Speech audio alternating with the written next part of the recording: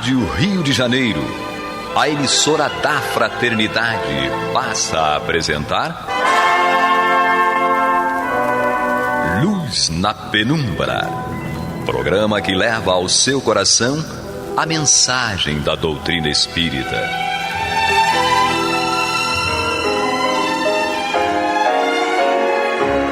E com vocês, João Nogueira, para estudos de obras póstumas de Allan Kardec. Bem, meus queridos amigos e irmãos, aqui estamos nós, uma vez mais, para o estudo de obras póstumas, como disse o Renaud, e estamos dando continuidade a esse estudo com o capítulo que vamos iniciar hoje, que é Os Desertores. Um capítulo muito interessante, em que Kardec então fala de alguns irmãos que desertaram, mas o texto ele é autoexplicativo e vamos lê-lo. Se é certo que todas as grandes ideias contam apóstolos fervorosos e dedicados, não menos certo é que mesmo as melhores dentre elas têm seus desertores. O Espiritismo não podia escapar aos efeitos da fraqueza humana. Ele também teve os seus e, a esse respeito, não serão inúteis algumas observações. Nos primeiros tempos, muitos se equivocaram sobre a natureza e os fins do Espiritismo e não lhe perceberam o alcance. Antes de tudo mais, excitou a curiosidade. Muitos eram os que não viam nas manifestações espíritas mais do que simples objeto de diversão. Divertiram-se com os espíritos enquanto estes quiseram diverti-los. Constituíam um passatempo, muitas vezes complementar das reuniões familiares.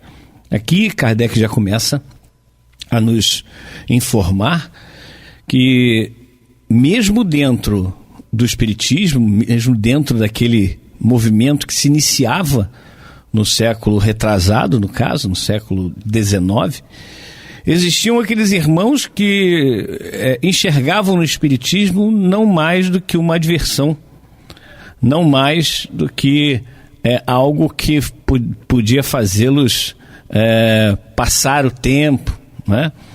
E realmente uma diversão. E ele alerta aqui que esses irmãos se divertiam com as manifestações espíritas e os espíritos se divertiam também com estes, com aqueles irmãos que estavam ali evocando a espiritualidade sem o menor conhecimento, sem a menor preparação. E é por isso que nós sempre dizemos aqui que é muito importante termos cuidado e estudarmos muito o Espiritismo, o Livro dos Médiuns principalmente, para que nós possamos não ser, digamos, vítimas daquela coisa de termos os nossos irmãos aí no nosso pé para nos fazer passar muitas vezes por vexames, não é? Então, por isso eu convoco a vocês, antes de darmos continuidade ao estudo de obras póstumas, vamos lembrar que dentro do Luz na Penumbra, às terças-feiras, às 21 horas, tem o estudo do Livro dos Médiuns, que é apresentado pelo nosso irmão Eduardo Araújo, sempre com um convidado. Tá ok? Então é muito interessante acompanharmos, porque, como Kardec dizia, fazer a experiência da mediunidade sem o conhecimento do Espiritismo, sem o conhecimento que o Livro dos Médiuns nos traz, sem o conhecimento que o Evangelho segundo o Espiritismo nos traz, porque é muito importante termos essa parte moral muito bem entendida para podermos fazermos essa evocação, essa experiência mediúnica sempre dentro dos preceitos cristãos e não simplesmente evocarmos um espírito e brincarmos, como muitas vezes até nós mesmos brincamos na nossa adolescência com aquela brincadeira do copo, né? Que aquilo ali pode gerar muitas consequências ruins. Mas dando continuidade então ao capítulo Os Desertores, Kardec então continua no seu texto. Esta maneira, porque a princípio a coisa se apresentou, foi uma tática hábil dos espíritos.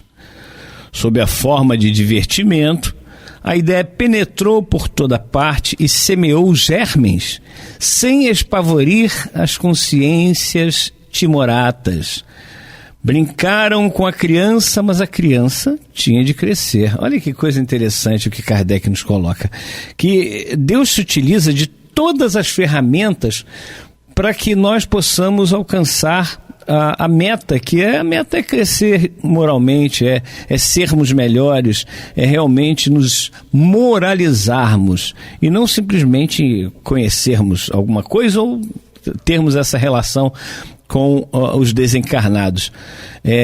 Nós temos, aqui Kardec nos mostra que através da brincadeira dos espíritos, né, dos encarnados com os espíritos, aquilo começou a tomar uma forma tal que a curiosidade foi aguçada e as pessoas começaram a pesquisar. Os sérios pesquisaram. Aqueles que não eram sérios, eles gostavam só das brincadeiras, quando a coisa se tornava séria, eles debandavam. Então, Kardec continua. Quando os espíritos facetos sucederam os espíritos sérios, moralizadores, quando o espiritismo se tornou ciência, filosofia, as pessoas superficiais deixaram de achá-lo divertido. Para os que se preocupam sobretudo com a vida material, era um censor importuno e embaraçoso, pelo que não poucos o puseram de lado. É exatamente o que nós falamos agora há pouco. Continua Kardec.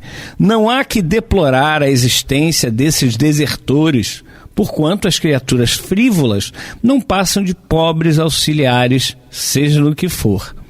Todavia, essa primeira fase não se pode considerar tempo perdido. Graças àquele disfarce, a ideia se popularizou 100 vezes mais do que se houvera desde o primeiro momento, revestido severa forma, e daqueles meios levianos e displicentes saíram graves pensadores. Postos em moda pelo atrativo da curiosidade, constituindo o engodo, os fenômenos tentaram a cupidez dos que andam à cata do que surge como novidade, na esperança de encontrar aí uma porta aberta. As manifestações pareceram uma coisa maravilhosamente explorável e não faltou quem pensasse em fazer delas um auxiliar de seus negócios. Para outros, eram uma variante da arte da adivinhação, um processo talvez mais seguro do que a cartomancia, a quiromancia, a borra de café, etc., etc., para se conhecer o futuro e descobrir coisas ocultas, uma vez que, segundo a opinião então corrente, os espíritos tudo sabiam. Era a ideia deles, né? Que achavam que os espíritos sabem tudo. Hoje em dia ainda tem muita gente que pensa assim. Mas é importante nós lembrarmos da advertência de Erasto. É melhor rejeitarmos 10 verdades a assumirmos uma única mentira. Ou seja, nós devemos desconfiar de todas as mensagens. Venha com o nome que vier. Se for psicografia, às vezes um nome pomposo assina, mas nós temos que analisar a mensagem como um todo. E outra, os médiuns que recebem as mensagens de qualquer tipo, né? Ou seja, psicofonia, psicografia e etc., não podem jamais se melindrar porque alguém desconfiou de uma determinada mensagem, de uma determinada assinatura. É muito importante que os médiuns entendam que aquela análise, depois da mensagem ser dita ou ser escrita, entre outras coisas, é importantíssimo para a saúde mental dos próprios médiuns. Então, não devemos ficar chateados porque alguém está analisando algo que eu recebi da espiritualidade. Pelo contrário, aquilo é para nos preservar, é para fazer com que nós entendamos que aquilo é sério ou que aquilo não é sério. E aí nós temos, quando nós vemos uma mensagem frívola ou uma mensagem que embute ali algo sério, algo sério no sentido negativo, no sentido de nos prejudicar ou prejudicar uma comunidade ou prejudicar até a humanidade inteira, quando nós observamos, né, na mensagem essas inclusões, essas adições que não são interessantes para nós passarmos adiante, nós destruirmos isso. Não tem problema nenhum. Absolutamente nenhum. Não devemos ficar melindrados por isso, né? Mas, infelizmente, nós seres humanos, ainda na fase evolutiva que nos encontramos, ficamos melindrados porque alguém veio questionar algo que chegou através de mim, chegou através de você. Qual o problema de questionar? Pode questionar até o que eu digo aqui. Quantas vezes eu já disse, olha, se eu falei alguma coisa que vocês não concordam, que está contrário à doutrina espírita, por favor, me digam. Porque eu posso estar achando que está certo, que está correto o que eu estou dizendo, o que eu estou, enfim, passando, mas pode não estar correto. E aí quando vocês me alertam, isso é bom para mim, em primeiro lugar. Mas, meus queridos amigos e irmãos, este é o programa Luz na Penumbra. Estamos estudando o livro Obras Póstumas de Allan Kardec, e o capítulo hoje que iniciamos é Os Desertores. Estamos lendo aqui esse capítulo para que nós possamos compreender aquilo que Kardec nos quer passar.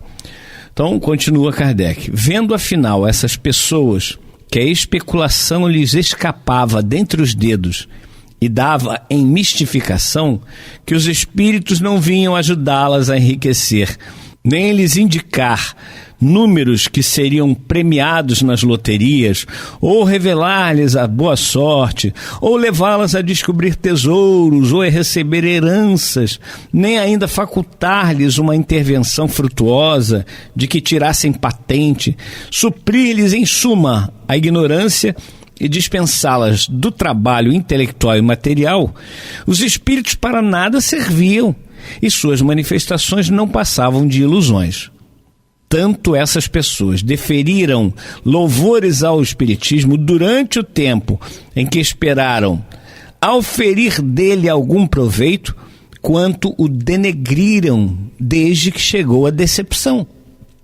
Mais de um dos críticos que o vituperaram tê-lo-iam elevado às nuvens se ele houvesse feito que descobrissem um tio rico na América ou que ganhassem na bolsa. Das categorias dos desertores, é essa a mais numerosa, mas compreende-se que os que a formam não podem ser qualificados de espíritas. Muito sério esse alerta de Kardec, essa advertência de Kardec, e nós precisamos olhar para dentro de nós. Nas nossas relações religiosas, não digo nem espíritas, né? Religiosas, seja na igreja, seja no templo, qualquer que seja o templo, na sua religião, qual é o motivo de você estar buscando a religião? Se o motivo for, eu quero buscar a religião porque eu preciso me melhorar. Kardec coloca isso lá no Evangelho segundo o Espiritismo. A religião, melhor religião é aquela que conduz o ser humano a se melhorar. Esse tem que ser o objetivo de cada um de nós. Mas se eu estou buscando dentro da religião, da minha religião, uma forma de conquistar recursos financeiros, eu estou equivocado. Porque a religião não é para isso. Jesus alertou quando aquele homem quis segui-lo, e Jesus disse, olha, as aves dos céus têm os seus ninhos, as raposas os seus covis, mas o Filho do Homem não tem uma pedra onde reclinar a cabeça. Isso é muito sério, irmãos. É muito sério. Porque desde o momento que eu busco a religião para me melhorar financeiramente, materialmente falando, eu estou equivocado. Eu não devo buscar a religião para isso. Porque não é para isso que a religião deve ser utilizada. A religião deve ser utilizada para o meu crescimento moral, para que eu me melhore como pessoa. O cristão como Jesus disse, aquele que quiser vir após mim, ou seja, aquele que quiser ser cristão verdadeiramente, primeiro passo, negue-se a si mesmo. Negar-se a si mesmo. É falar com as pessoas, né? Atender as pessoas, assistir as pessoas, ainda que eu gostaria hoje de estar aonde? Eu gostaria de estar, sei lá, em Portugal ou na França, né? Eu gostaria de estar numa praia, né? Ou eu gostaria de estar numa cachoeira, gostaria de estar num hotel 5 estrelas, ou eu gostaria de estar em vários lugares, mas não, eu preciso assistir a um irmão que está caído na rua. Eu preciso levar uma quentinha para ele. Mas isso também não pode ser moeda de troca. Não pode ser moeda de troca. E a gente usa muitas vezes a chamada caridade como moeda de troca. E não deve ser assim. Eu estou enganando a quem? Diz a música do Carlinhos Conceição. Aliás, a quem eu mando um abração, que ele está, graças a Deus, se recuperando.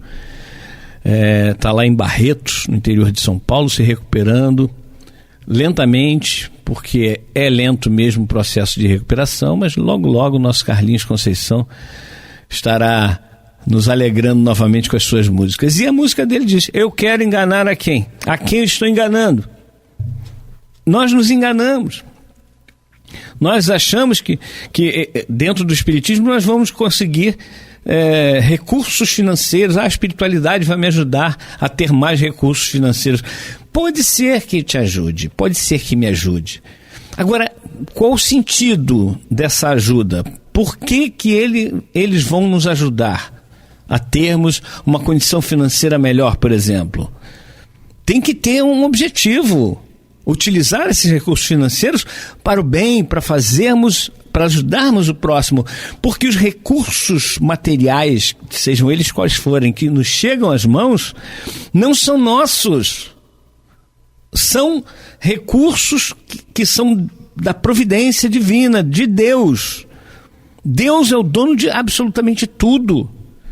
Nós apenas somos aquele administrador, e muitas vezes, como a parábola diz, administradores infiéis. Infiéis. Porque nós utilizamos desses recursos para benefício próprio e esquecemos o próximo.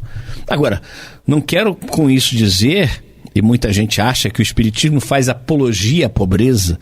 Não, não é isso. Termos conforto, termos uma boa alimentação, termos um transporte, um carro, enfim, alguma coisa, isso não é mal.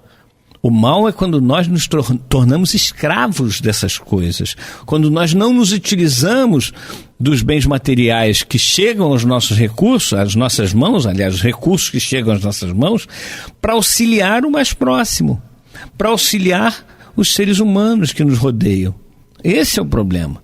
E aí muitas vezes nós verificamos dentro do movimento espírita pessoas que querem perguntar aos espíritos quais são os números da Mega Sena, né? O que vai dar no jogo do bicho, qual é a ação que vai subir, como lembrou aqui Kardec, né? O que ganhassem na bolsa, etc. e tal. As pessoas vão se decepcionar com os espíritos sérios porque eles não estão aí para isso, não estão. Não é esse o objetivo dos espíritos sérios. Os espíritos sérios querem nos proporcionar uma reflexão para mudarmos a nossa concepção íntima, o nosso eu. Eu preciso me modificar intimamente, eu preciso me melhorar, eu preciso ser um espírito mais moralizado.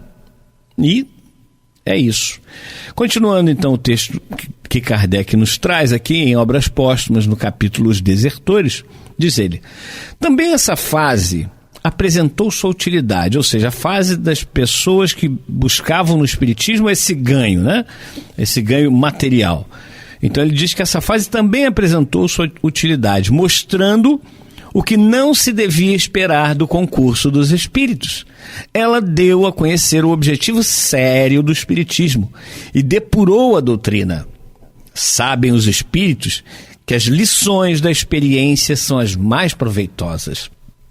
Se logo de começo eles dissessem: não peçais isto ou aquilo, porque nada conseguireis, ninguém mais lhes daria crédito. Essa é a razão porque deixaram que as coisas tomassem o rumo que tomaram. Foi para que da observação ressaltasse a verdade. As decepções desanimaram os exploradores e contribuíram para que o número deles diminuísse. Eram parasitos de que elas, as decepções, livraram o espiritismo e não adeptos sinceros. Forte, não é? Mas é exatamente, as pessoas que buscam no espiritismo se locupletarem, né, se beneficiarem materialmente falando, simplesmente estão equivocados. Não estão no lugar certo. Tem que buscar um lugar mais adequado. O espiritismo é para pessoas sinceras de propósito íntimo. Não é sinceras de propósito exterior, não. Sinceras de propósito íntimo. É na nossa intimidade que nós devemos ser sinceros. Sermos sinceros conosco mesmos. E não sinceros com os outros. Porque a nossa sinceridade com os outros pode ser uma sinceridade falsa. Não? Pode ser uma insinceridade. Olha que palavra bonita que eu inventei. Não sei se existe, mas eu acho que não. Continuando a leitura, então. Alguns indivíduos mais perspicazes do que outros entreviram o homem na criança que acabava de nascer e temeram-na, como Herodes temeu o menino Jesus, não se atrevendo a atacar de frente o espiritismo. Esses indivíduos incitaram agentes com o encargo de o abraçarem para asfixiá-lo.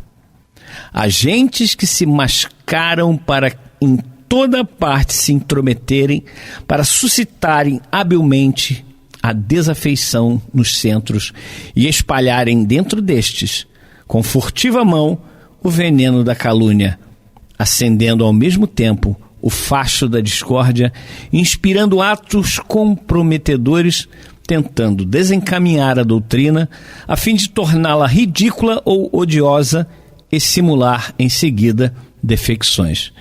Meus irmãos, tem um livro que muitos de vocês devem conhecer, chama-se Aconteceu na Casa Espírita, do Espírito Nora, e que nos alerta muito para essas intromissões, digamos assim.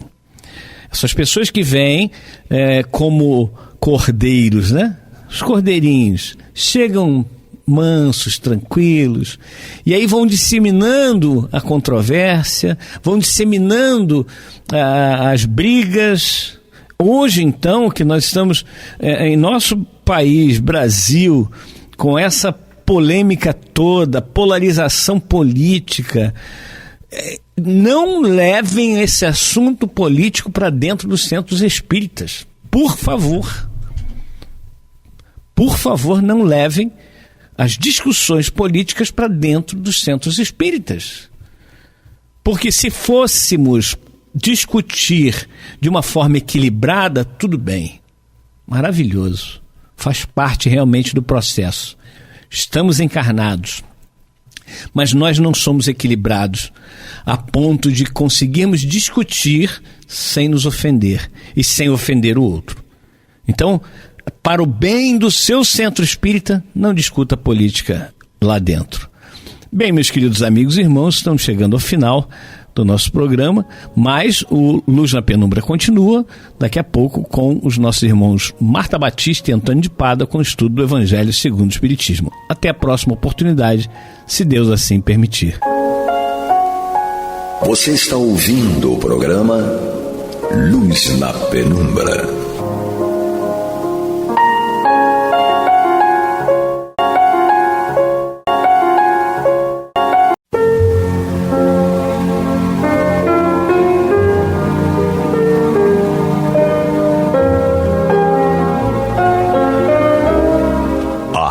Rio de Janeiro está levando ao seu lar e ao seu coração a mensagem consoladora da doutrina espírita, através do programa Luz na Penumbra.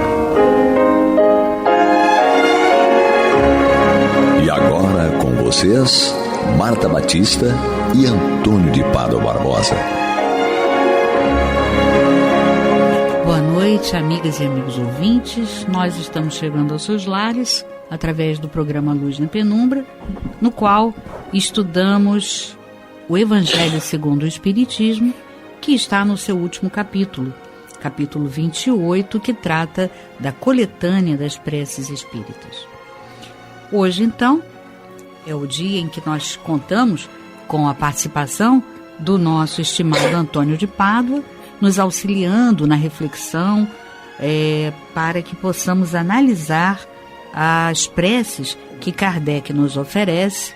E nós estamos no item 4, esse item é o item que trata das preces pelos que não estão mais na Terra, e hoje acredito que o Antônio vai desenvolver talvez mais de uma prece por um inimigo morto e quem sabe até, se o tempo permitir, por um criminoso, né?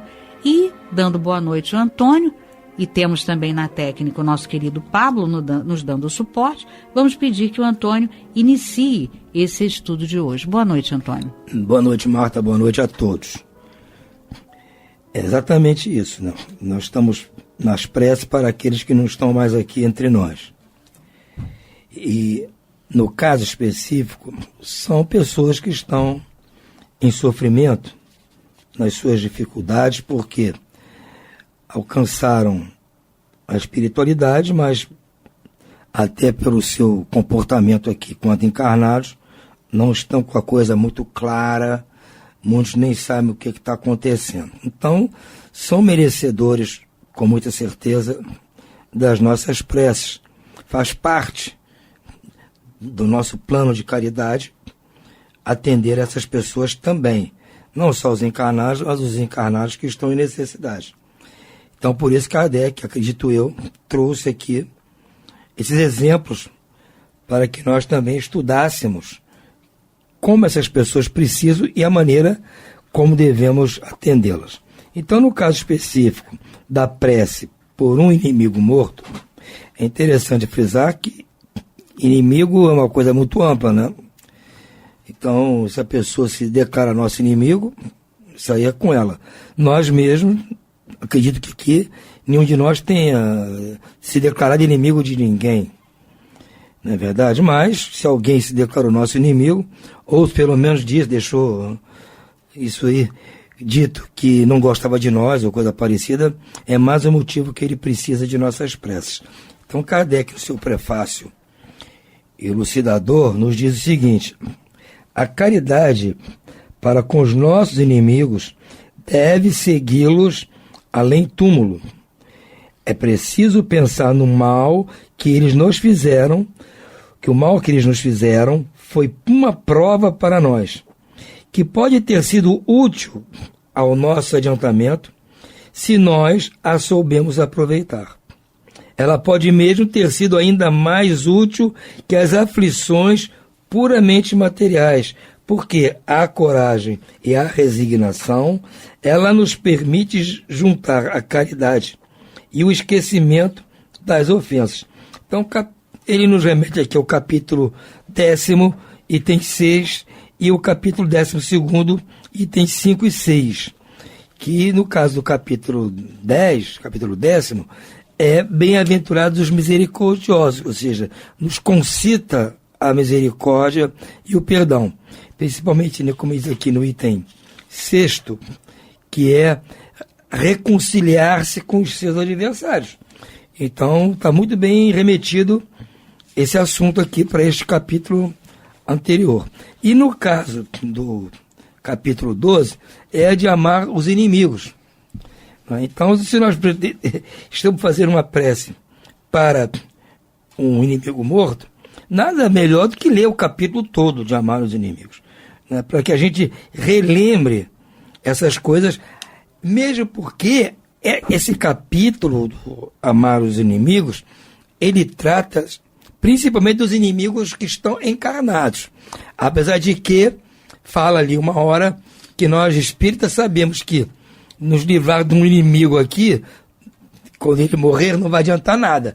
Nesse capítulo fala isso, que o espírita sabe que tentar se livrar do inimigo através da morte dele Para nós não quer dizer nada, porque ele morre e continua sendo seu inimigo. Se não gostava de você, vai continuar não gostando.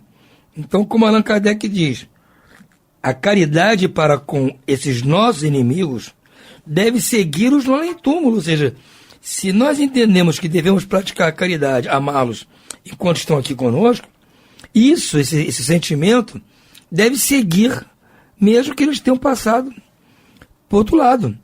Porque nós somos espíritos, acreditamos que as pessoas simplesmente não morrem como se a morte fosse uma coisa definitiva. A morte é uma passagem, sai de uma situação para outra situação, mas o espírito permanece o mesmo. E se ele não gostava de nós, vai continuar não gostando. Agora, é bem lembrar também que, se ele na espiritualidade tiver a chance de entender o que está se passando, ele vai ver que nós, mesmo tendo sido considerados por ele como inimigos, estamos orando por ele. Ele está sentindo o efeito das nossas preces. É uma maneira até de diminuir esse sentimento ruim que ele está tendo por nós. Ele vai acabar se rendendo e entendendo que nós não queremos o mal dele. Né? Agora, o segundo ponto importante de se notar aqui também é que para o que Kardec chama atenção. Esse mal que ele nos quis em pensamento, ou eventualmente em ações, com essa proposta de ser nosso inimigo, devemos até agradecer a Deus por isso, porque isso foi útil. Kardec diz que pensa assim, pode ter sido útil. Eu não acho que pode ter sido útil, não. Eu acho que foi útil ao nosso adiantamento. Porque se ele nos atiçou, nos proporcionou algumas situações desagradáveis, mas nós já temos o entendimento que devemos fazer uma prece para ele, é sinal de que nós nos adiantamos. E se ele não tivesse cometido essas ações contra nós, talvez nós não tivéssemos a oportunidade de exercitar aquilo que nós aprendemos, que é amar o inimigo. A proposta é do próprio Cristo, nem é a proposta do Allan Kardec, é a proposta do próprio Cristo. Então, se nós tivemos a chance de praticar este ato de caridade, foi porque esse irmãozinho, coitado, se arvorou e nos tratar mal, dizer que não gostava da gente e de que era nosso inimigo. E Kardec diz que esse tipo de situação pode até ser mais útil até do que as aflições, as dores, as desgraças pelas quais nós passamos. E que não dependeram desse inimigo. Situações outras aí da vida e que nós passamos e continuamos passando sempre. E podem ter sido menos úteis ao nosso aprendizado do que essa situação específica, com uma pessoa que se autodeclara nosso inimigo, que não gosta de nós, de suas próprias palavras.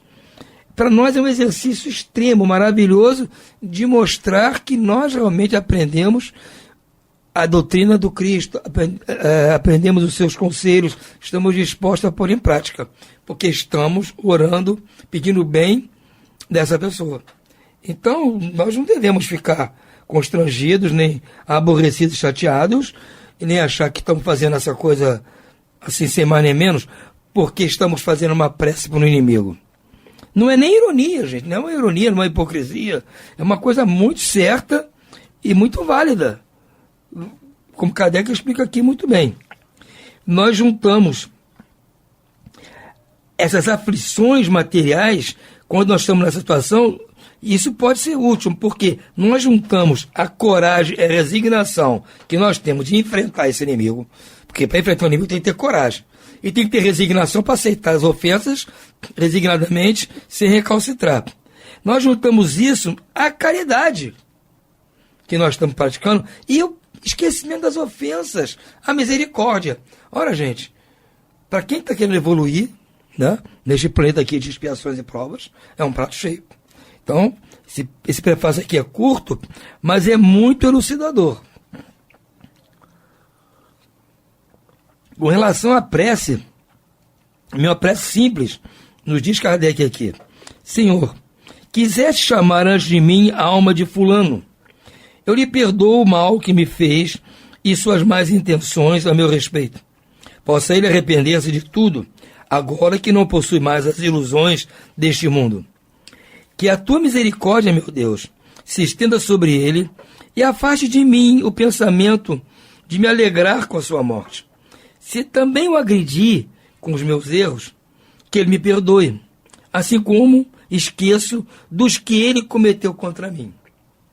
Maravilha, porque até nessa última sentença aqui, mais um ensinamento que Kardec nos propõe, porque a pessoa não é nosso inimigo assim à toa, do nada, como se diz aí fora, bestamente.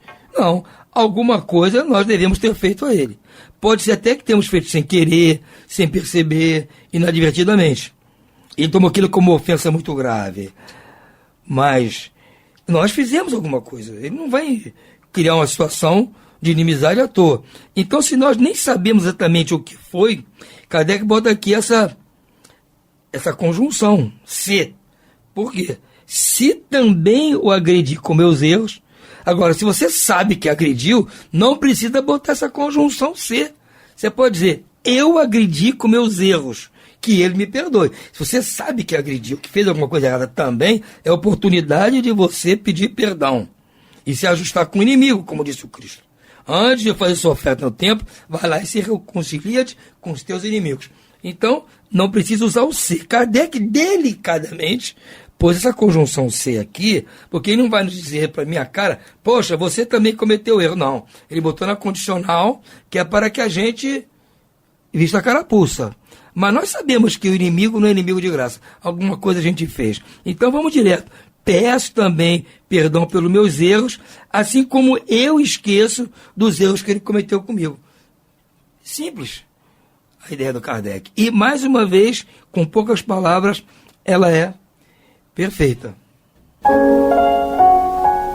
Você está ouvindo pela Rádio Rio de Janeiro o programa Luz na Penumbra, com o estudo de O Evangelho segundo o Espiritismo, na apresentação de Marta Batista e Antônio Barbosa. Bom, seguindo aqui, nós temos agora a prece por um criminoso. Aí já é uma forma geral, as pessoas que estão nesse caminho difícil, muito triste. Não é um criminoso contra nós especificamente, que ele estaria enquadrado no caso dos inimigos. Então, o prefácio para isso é o seguinte: se a eficácia da prece fosse proporcional à quantidade das suas palavras, as mais longas deveriam ser reservadas para os mais culpados, que têm mais necessidade delas do que aqueles que viveram santamente.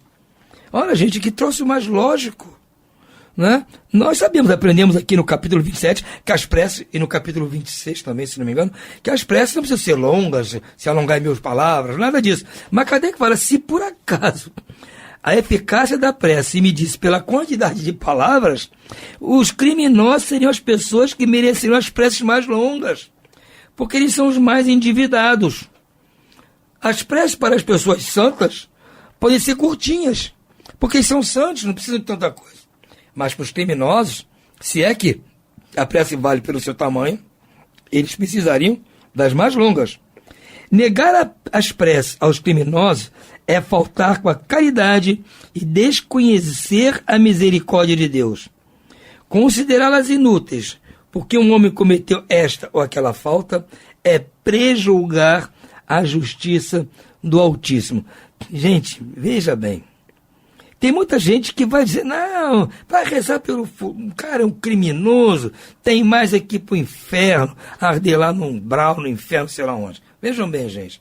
Quem pensa assim, eu até entendo que na hora de dificuldade, pode ser a pessoa pense isso, mas se ela refletir, ela vê que isso não contribui em nada para a melhora do planeta. Nem a desencarnado, nem do desencarnado. Porque se a pessoa cometeu esses crimes todos, como diz Kardec, ele é o mais precisado. Se você tratá-lo mal, ele vai achar que o mundo vive de tratamento mal. Ele tem que ser bem tratado, para ele ver que há uma diferença. Se nunca a ele for mostrado o outro lado, como é que vamos cobrar dele a melhor, então? Você nunca mostrou um livro, como é que vai querer exigir que a pessoa saiba ler? Você nunca ensinou ela a ler, nunca deu um livro. Ah, não, você tem que ler. Como? Você tem que mostrar. Você vai querer que o outro criminoso como ele vá fazer isso? Não. Tem que ser alguém diferente dele. Tem que ser você, que é diferente dele. Tem que ser o santo que trata do demônio. Tem que ser o médico que está são, que trata do doente. Tem que ser o Cristo puro, que trata de nós, impuros. A lógica é essa.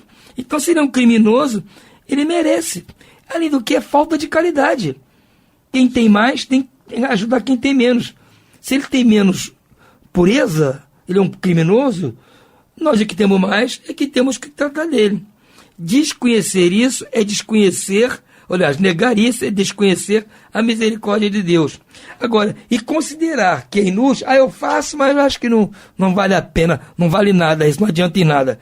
Se achar que essas preces para um criminoso são inúteis, porque ele cometeu uma atrocidade qualquer, é prejulgar a justiça de Deus. Quem tem que saber se a prece vai ser útil ou não, se ela vai fazer efeito hoje, amanhã ou daqui a não sei quantos séculos, é Deus, não é você. Você tem que agradecer a Deus pela oportunidade que está tendo de, num vislumbre de inteligência seu, você resolver orar por um criminoso. Porque isso vai fazer bem a você, não é só ele não, vai fazer bem a você também. É a sua parte na obra de Deus. Cuidar dos que têm menos. Deus cuida de todos, mas quem tem mais tem que cuidar de quem tem menos. Não vai querer que quem tem menos cuide de quem tem mais. Essa é que é a obra de Deus. Se você quer crescer na obra de Deus, quer chegar à pureza angelical, ele tem que começar o básico. Né? Se você quer virar um Cristo que perdoou até aqueles que o colocaram na cruz, se for você, então, você não ia perdoar ninguém lá, como o Cristo pediu ao Pai que os perdoasse. Isso aí é jogar praga neles. Mandar todo mundo para o inferno, jogar praga. Porque são criminosos, estão fazendo com você. Estão cometendo um crime contra você. Então, essa ideia é estapafúrdia. Está aqui no final do livro, para mostrar que o que nós aprendemos nos outros capítulos frutificou. Eu acho assim. Então a prece também é uma prece curta, que trata o seguinte: Senhor, Deus de misericórdia, não repudies este criminoso que acaba de deixar a terra. A justiça dos homens pôde condená-lo, ela, porém, não o isenta da tua justiça, se os remorsos não lhe tocarem o coração. Ou seja, mesmo que ele tenha sido condenado aqui, a terra não importa. Ele vai ser analisado pela justiça de Deus. Agora, essa justiça de Deus vai ter que contar com o remorso dele. Vocês imaginam a situação num criminoso desse, gente, que comete essas atrocidades que nós estamos vendo no dia a dia dos jornais. Como está esse espírito quando chega lá em cima, na espiritualidade? Vocês acham que eles vão para o nosso lar? Não vai. Não vai. Ele vai ter que ir a um lugar que seja correlato à vibração dele. Então ele vai se juntar com outros iguais a ele. É como se fosse para a prisão aqui no nosso país. Juntam 50 presos, no lugar cabe 1 ou 2. Só para dar confusão. E acaso, eles vão para lugares, porque ele imagina, no fundo ele sabe que fez errado, ele sabe que é como se vai para a prisão aqui. O criminoso está solto aqui hoje, mas ele sabe que a prisão está esperando ele, por isso que ele está fugindo. Ele sabe que o bicho lá pega. Então, quando ele chega na espiritualidade, ele sabe que, bem que o padre falava que tem inferno, eu matei não sei quantos, é claro que eu vou para o inferno também. Na cabeça dele já tem um inferno formado. E claro que ele vai para lá. Aquele inferno está na cabeça dele. Ele vai lá encontrar quem? Outros iguais a ele. Você acha que se ele ficar ali a vida toda, ele vai ter que reencarnar um dia? Ele vai ficar santo quando reencarnar? Não vai. Vai continuar tumultuando aqui nossa vida boa. Então nós estamos fazendo um favor a nós mesmos, rezando para essas almas que estão lá. Para que eles um dia caiam na real, caia a ficha deles, que eles reflitam e aí possam atrair para si anjos que vão lá tentar analisar o caso deles. Se eles se mostrarem arrependidos, vão ter algum merecimento, no fundo, para poder abreviar os sofrimentos deles. E aí sim, eles vão voltar à Terra para ressarcir os prejuízos que provocaram, para sofrer algum dano ou alguma expiação de alguma forma. Mas vão vir com outra cabeça, com outra consciência. Já vão aceitar que as palavras da mãe, as palavras do pai, as palavras do pastor, do padre, ou do pai de santo, ou do guia espiritual, quem quer que seja, alguém vai chegar lá e ele vai entender melhor. Por quê? Porque nós fizemos umas preces quando ele estava na espiritualidade. Então, quando a gente fizer as nossas preces, vamos incluir essa gente, coitados. Eles estão mais do que necessitados. Hein, Marta? Veja bem, tanto para o inimigo quanto para o criminoso, eu acho que Kardec nos mostrou uma face muito boa para nós mesmos, ou seja, uma maneira de nós adquirirmos bônus, como se diz, né? Bônus, para avançarmos no nosso processo evolutivo. E, ao mesmo tempo, ajudando essas pessoas a, no futuro, também ganhar seus bônus, porque eles vão descobrir um caminho novo, de tanto nossas preces irem batendo lá neles, eles vão acabar aceitando a ajuda que está à disposição de todos, porque Deus não abandona ninguém, né?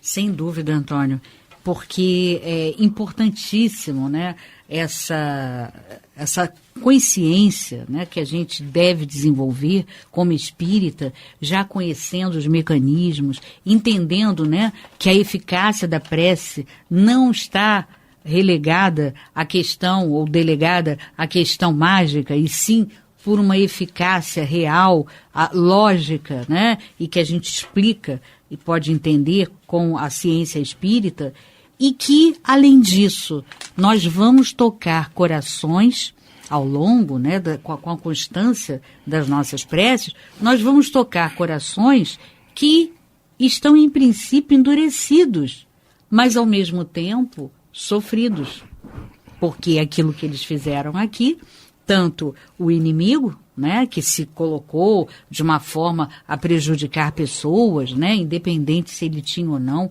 motivo, né, motivação para aquilo, mas de qualquer maneira resolveu concentrar as suas energias e a sua inteligência em fazer o mal para alguém que ele julgava um inimigo, tanto quanto o próprio criminoso. Então são espíritos que estão altamente comprometidos e, com esse compromisso, sofrendo muito. E como nós vimos, né, no início da semana, essas almas sofredoras, elas estão ali numa situação muito difícil.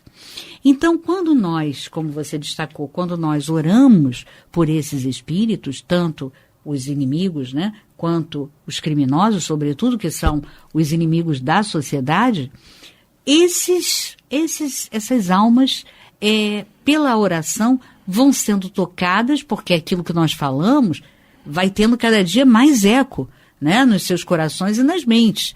E eles também vão começando a compreender coisas que nós falamos nas preces, que nós pedimos, falamos de coisas, como você destacou tão bem, que eles não conheciam, como no caso a misericórdia, a indulgência, e nós vamos começar a atualizar os seus corações e as suas mentes no sentido de que isso existe. E isso é que vai fazer com que eles vão começando a arrefecer, né, aquela maldade, aquela ideia, né, de ação contrária à lei divina, quanto mais, e vão começar, então, a se conscientizar de que estão sofrendo e que, lógico, nenhum ser quer sofrer, né? Então, logicamente, aquilo vai tocá-los e nós vamos auxiliar o planeta de uma forma vibratória. Porque quanto mais consciência do bem que eles tiverem, melhor vibração eles vão emanar. Então, com certeza, a gente está fazendo, como você destacou, um bem maior para nós mesmos, né? E, como o nosso Pablo nos indica, do outro lado, o nosso tempo acabou e vamos ficando por aqui, sempre lembrando dessas preces tão importantes pelos criminosos e pelos inimigos individuais, né, e os inimigos da sociedade, desejando a todos uma ótima noite e muita paz.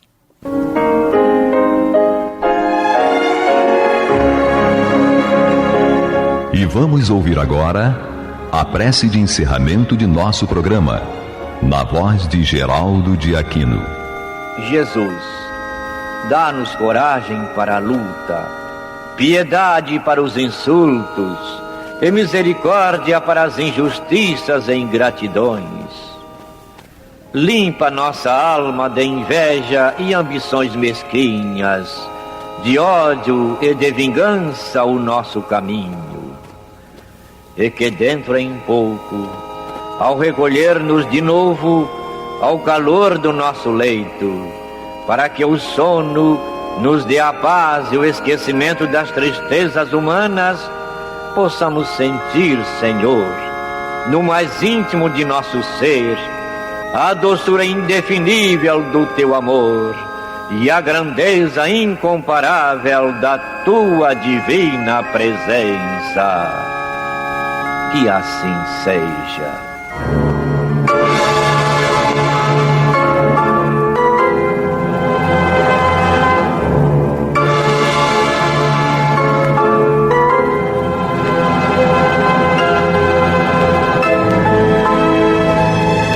Acabamos de apresentar o programa Luz na Penumbra, que voltará a ser apresentado amanhã às 21 horas nesta emissora.